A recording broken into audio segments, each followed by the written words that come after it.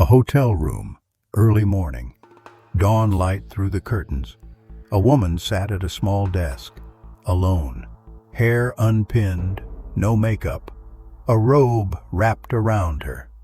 On the desk, a notebook, plain, worn, pages filled with handwriting.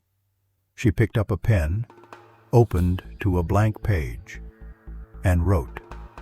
Not a letter, not a script, something else, something private, something true. She wrote the same words she wrote every morning, words no one else would see, words no one else would believe. I am intelligent. I am worthy. I am more than what they see. Simple affirmations. But for her, they were everything, because the world saw one person, and she was trying desperately to be another. That woman was Marilyn Monroe, the most famous woman in the world, the ultimate symbol of beauty and desire. But every morning, alone in that room, she was someone else. She was Norma Jeane, a frightened girl, trying to remember who she really was.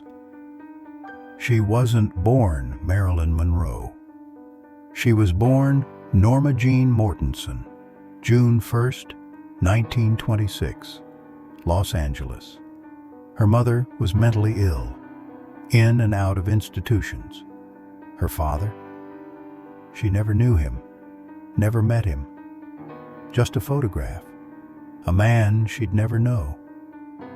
Norma Jeane grew up in foster homes, 11 different families, 11 different houses, never belonging anywhere, never feeling wanted.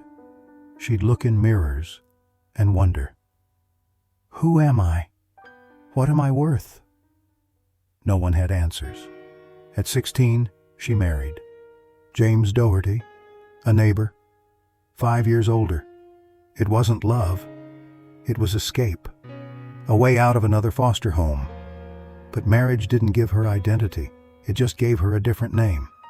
Mrs. Doherty, still not herself, still searching. Then someone saw her, a photographer. "You're beautiful," he said. "Have you ever modeled?" Norma Jeane hadn't, but she tried. And she was good, really good. The camera loved her, or loved something about her, her face, her figure, her smile. Suddenly people wanted to photograph her. Magazines, advertisements, pin-up photos for soldiers. In 1946, she signed with an agency. They looked at her. Norma Jeane. They shook their heads. "That name won't work. You need something else. Something that sounds like a star." They gave her a list. Names. Possibilities. She chose one. Marilyn. After a dancer she admired. Monroe. Her mother's maiden name. Marilyn Monroe.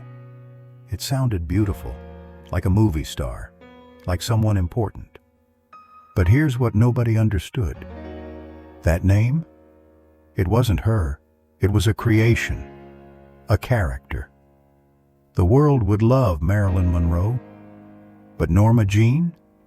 She was still there, inside, scared, confused, wondering if anyone would ever see her, really see her. Hollywood wanted Marilyn, the blonde, the body, the breathless voice, the dumb blonde act. She gave them what they wanted. Gentlemen prefer blondes. Some like it hot, the 7-year itch. Every movie, she played a version of the same character. Beautiful, sexual, not too bright. Men desired her, women envied her, and Marilyn Monroe became the most famous woman in the world. But fame didn't feel the way she thought it would. It felt empty, lonely. Every time she walked into a room, people saw Marilyn, the icon, the fantasy. But Norma Jeane? She was invisible. Nobody asked what she thought, what she read, what she dreamed about. They only wanted the image, the performance, the lie. That's when she started writing. Every morning.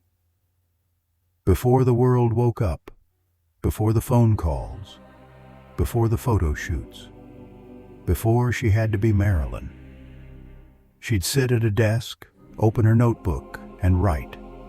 At first, just thoughts, feelings. I'm tired.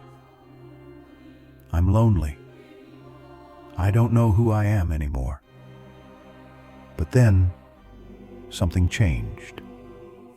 She started writing affirmations, positive statements, things she needed to believe, things she desperately wanted to be true. I am intelligent. She wrote that one a lot, because everyone assumed she was dumb. The dumb blonde, the pretty face with nothing inside. But Marilyn read, constantly. Dostoevsky, Tolstoy, Joyce. She kept books everywhere, in her purse, by her bed. She'd underline passages, make notes, think deeply. But when she'd mention a book at a party, people would laugh. You read that? As if beauty and intelligence couldn't exist together. Another affirmation, written over and over. Because every relationship ended, every man left, or worse, stayed for the wrong reasons. They loved Marilyn Monroe, the fantasy. But when Norma Jeane appeared, vulnerable, real, scared, they didn't know what to do with her. She married Joe DiMaggio, the baseball hero, America's golden couple. But Joe wanted a wife who stayed home, cooked dinner, didn't work. Marilyn wanted a career, independence, respect. The marriage lasted 9 months. Then Arthur Miller, the playwright, the intellectual. Finally, Marilyn thought, someone who'll see my mind, someone who'll respect my intelligence. She read his plays, studied his work, tried so hard to be smart enough, good enough. But even Arthur grew frustrated. The depression, the pills, the lateness to set, the neediness. He loved the idea of Marilyn Monroe, but living with Norma Jeane, that was harder. Every morning, the ritual continued. Wake up, sit at the desk, write. I am more than my body. I am more than what they think. I have value beyond my appearance. The affirmations got more desperate, more necessary. Because the world was crushing her.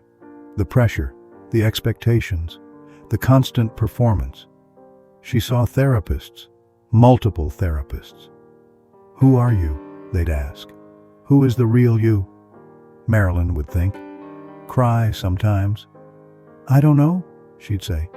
I don't know who I am anymore. I created this character. And now she's more real than me. People love her. But I'm disappearing. Her therapist suggested something. Write it down. Every morning. Write who you want to be. Write who you are. Not Marilyn. You. Norma Jeane. The real person.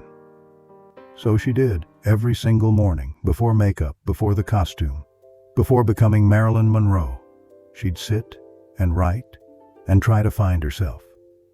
I am enough. I deserve happiness. I am talented. My thoughts matter. I am beautiful inside. Simple words, but necessary words. Because the world told her different. The world said, you're beautiful, but you're stupid. You're sexy, but you're not serious. You're famous, but you're not important. And Marilyn was fighting that. Every day. With every word she wrote. People didn't know about the notebooks. They were private, secret. Her hotel rooms, her apartments, always a notebook, always a pen. Sometimes she'd write pages, long entries, stories, memories, dreams. Other times, just the affirmations, quick reminders, before facing another day. In 1962, everything was falling apart. Career struggles, failed marriages, health problems, depression, pills, too many pills. But even then, even in her darkest days, she wrote, Every morning, the ritual, the practice, the desperate attempt to hold on to something real. August 5th, 1962, Marilyn Monroe died, 36 years old, too young, too soon. The official cause? Overdose? Accident or something else? Nobody knows. But what they found in her room? Books. Dostoevsky opened by the bed, and notebooks. Her notebooks, filled with writing, years of thoughts, feelings, affirmations. Proof that she was more, so much more, than what the world saw. The notebooks disappeared. Some say her estate took them. Others say they were stolen, lost, hidden. Only fragments remain. A few pages, a few quotes, but enough to see. Marilyn Monroe wasn't who we thought. She was deeper, smarter, more complex, more real. Today, people remember Marilyn Monroe, the white dress, the breathy voice. Happy birthday, Mr. President. The icon, the fantasy, and they should. She was extraordinary. But if you really want to understand her, you need to know about the mornings, the notebooks, the affirmations, the daily practice of trying to remember her own worth. Because that was the real tragedy. Marilyn Monroe spent her entire life trying to convince the world she was more than beautiful. And every morning, she had to convince herself, I am intelligent, I am worthy, I am enough. Words written in private, words nobody saw, words that prove she was exactly what she claimed to be. Smart, thoughtful, deep, real. When you're over 50, you understand this. You've lived long enough to know the person the world sees isn't always the person you are. Sometimes you have to remind yourself your own worth, your own value, beyond what others think, beyond how you look, beyond your age, beyond your achievements. You have to know deep inside that you are enough. Maybe you write too, a journal, a diary, morning pages, or maybe you just think it, quiet affirmations, reminders. I matter. I have value. My life means something. Whatever it is, that practice is important because the world is loud, critical, demanding, and sometimes you need to drown out that noise and remember who you really are.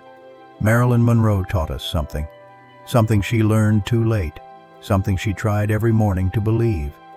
You don't need the world's approval to have worth. You don't need fame to matter. You don't need to be perfect to deserve love. You just need to be yourself, your real self, not the performance, not the image, just you. So maybe tomorrow morning, before the day begins, take a moment, write something, or just think it, an affirmation, a truth, something real. I am worthy. I am enough. I matter. Because you do. Not because of what you've done, not because of how you look, but because you're human. You're real. And that's always been enough. Marilyn Monroe spent her whole life looking for that truth, writing it down every morning, hoping one day she'd believe it. For stories that remind you of your worth, don't forget to follow.